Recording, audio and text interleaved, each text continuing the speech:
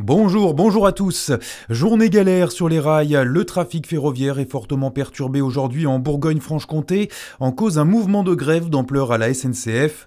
À l'échelle nationale, la mobilisation entraîne la suppression d'un TGV sur 3 et d'un intercité sur 2. Dans la région, la situation est contrastée. En Bourgogne, 4 trains Mobigo sur 5 circulent normalement. En Franche-Comté, en revanche, seul un train sur 2 est assuré.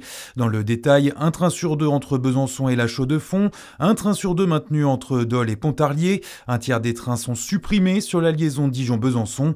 Et la ligne Dijon-Bourg-en-Bresse est également fortement touchée avec un train sur 2 en circulation. En revanche, aucun impact n'est signalé sur les lignes Dijon-Nevers, Dijon-Lyon et Dijon-Paris. La raison de cette grève, selon les syndicats, le niveau des salaires et la baisse du pouvoir d'achat. Sur la table des revendications, il y a aussi l'ouverture à la concurrence et les nombreuses filiales de la SNCF créées pour répondre aux appels d'offres des régions afin de faire circuler les TER.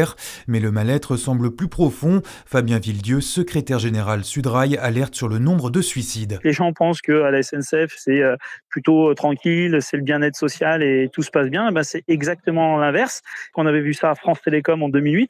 On a un nombre très important de suicides, 13 suicides depuis le début de l'année, ce qui fait un suicide tous les 12 jours à la SNCF. Et on sait justement depuis France Télécom qu'il y a un lien, qu'il existe un lien aujourd'hui entre les suicides et le mal-être au travail, notamment dans des entreprises publiques comme la SNCF qui sont en train d'être découpées, cassées, filialisées et en partie privatisées. Et la date de cette grève de 24 heures a aussi été choisie pour ne pas trop perturber les examens du baccalauréat. Une réunion intersyndicale est prévue dès demain pour décider de potentielles nouvelles actions. Dans le reste de l'actualité, 32 emplois menacés à Dole. Dans un communiqué ce début de semaine, le groupe Villeroy et Boch a annoncé qu'il envisageait de fermer son entrepôt logistique du Jura. Le groupe, notamment spécialisé dans la céramique, souhaite réorganiser l'ensemble de sa logistique à l'échelle de l'Europe. Aucune décision définitive n'a encore été prise pour le site jurassien. Si des postes sont supprimés, cela devrait arriver au troisième trimestre 2027. Un nouveau procureur pour le parquet de Dijon. Il s'agit d'Arnaud Viornery, qui était jusque-là conseiller du ministre de la Justice Gérald Darmanin, après avoir été procureur de Bastia entre 2020 et 2023. Il succédera à Olivier Caracoche.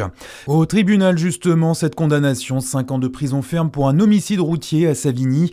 Les faits datent d'avril dernier, un cycliste avait été retrouvé mort. Le tribunal de Dijon jugeait lundi le conducteur, un viticulteur qui s'est rendu coupable de délits de fuite et de conduite sous l'emprise de stupéfiants. Au total, le prévenu a écopé de 6 ans de prison, dont 5 fermes, mais également d'une annulation du permis de conduire avec interdiction de le passer pendant 7 ans. On termine par les sports. Le DFCO sera fixé cet après-midi concernant la prochaine saison de Ligue 2. La Ligue doit dévoiler son calendrier pour l'exercice 2026-2027. Bonne journée sur Fréquence Plus, à suivre la météo.